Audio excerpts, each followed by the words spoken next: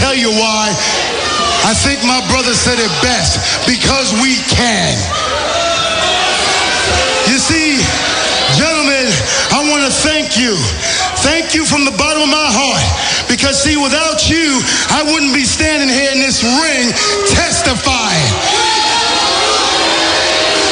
If it wasn't for the guy, and you know who I am, that orchestrated this whole thing and patched me in, I want to say thank you, thank you, thank you. This is the group that will destroy TNA. This is the group. Damn it, I said shut up. Let me cut to the chase. Bubba, Sting, and Hogan. You asked the question why? Well, let me tell you something, Bubba. Let's start with you. Did you honestly think 2 years ago I forgot when you cheap shotted me in this ring? Did you think I forgot when you put my son through a table? An eye for an eye, a tooth for a tooth. Payback's a biatch, isn't it? Aces and eights! Hey! Congratulations! You made it into the impact zone unscathed, and I say perfect, because it's time to do some formal introductions. I want to introduce you to the TNA roster. Here they come. You knew it was inevitable. If you smell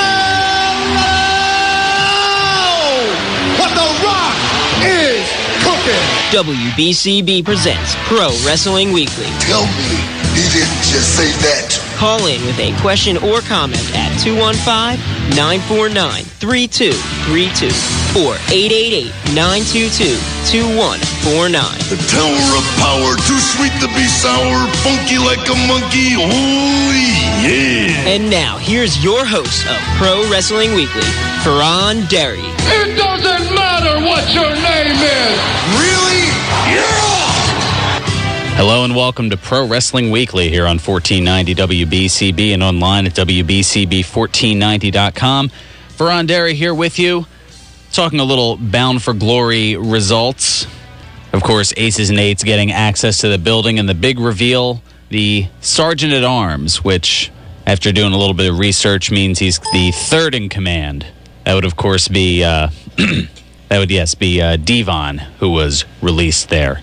And, of course, we've also got a lot of other results from the Bound for Glory pay-per-view. Let me go over those, actually, to kick things off here. Aces and Eights beating Bully Ray and Sting. So we had that, of course, allowing Aces and Eights to get into the fold.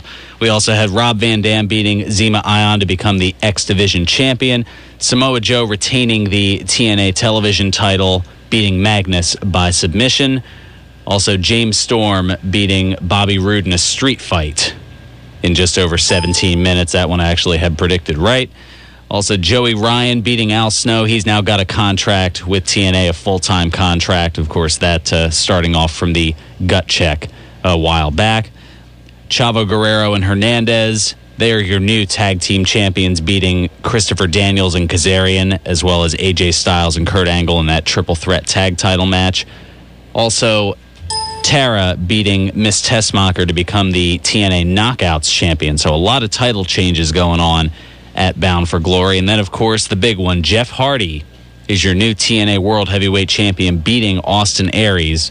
So where I thought there'd be a lot of stability, maybe one title change, there was only one title actually retained at Bound for Glory. But still 4-4 in my predictions, certain to go wrong. Not a bad year so far, 81-46.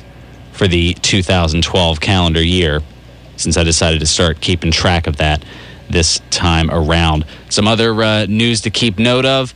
Found out just yesterday, in fact, Mike Graham passing away. Longtime pro wrestler and agent Mike Graham, also known as Michael Gossett, passing away yesterday in Daytona, Florida at age 61. Dustin Rhodes breaking the news on his Twitter page. R.I.P. to my mentor in the business, Mike Graham. May God be with his family. He will be missed. Graham, of course, the son of the late Florida promoter Eddie Graham.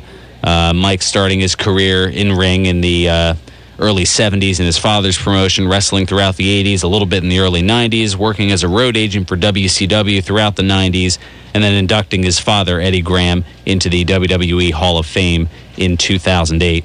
Mike Graham, dead at the age of 61.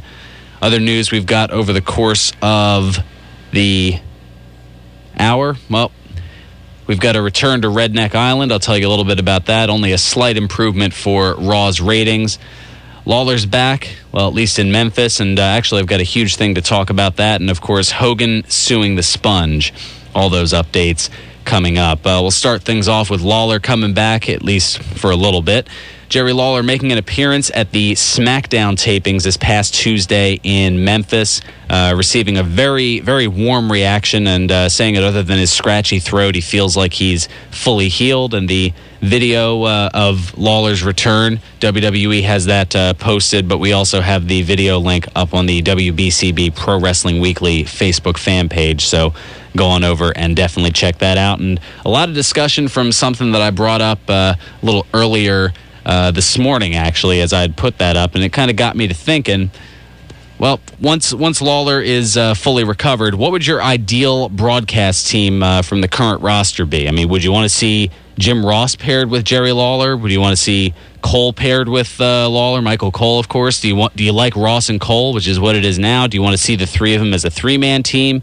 Something else? And that's something that we've been kicking around, and we've gotten a few responses to it already, and when you chime in over the phone, that's something I'm definitely curious about, who you feel should lead Raw as far as the broadcast team, and we'll get to those responses coming up in a little bit. Also, there were three things from this past Raw on Monday that really bugged me, and I'm kind of curious to see if you know what they are. So you can certainly chime in with those, and we'll also talk a little bit of Bound for Glory. We've got a preview of Hell in the Cell. Is it Hell in the Cell or Hell in a Cell or Hell in the Cell? That's something that has had me a little bit confused for a while. And while it wasn't something that bugged me, I guess it's if you ask Vince McMahon, it's Hell in the Cell. But I thought initially it was Hell in a Cell. I guess it's gone from a cell to the cell. Who knows? I don't know. I'm sure we could look it up. But we'll do that after we take care of our first timeout. Also, in case you missed it, last night, Raw World Tour was over at the Sunbank Center in Trenton. A quick rundown of those matches. Santino Marella beating Tensai via pinfall. Eve Torres defeating Layla to retain the Divas title. Michael McGillicuddy beating David Otunga. It's good to see a little bit of Michael McGillicuddy, at least live, since he isn't really on TV much other than NXT. Brodus Clay pinning Jack Swagger in just under a 5-minute match. I'm surprised Swagger's had that much time. I guess we can't quite take him off the milk carton just yet, even though he was spotted in Trenton last night. Damian Sandow defeating JTG. There's another person who's been on the milk carton for a while, gone missing. Antonio Cesaro beating Sin Cara to retain the U.S. title. Daniel Bryan and Kane beating Primo and Epico to retain the tag titles, and, of course, hugging it out after the fact.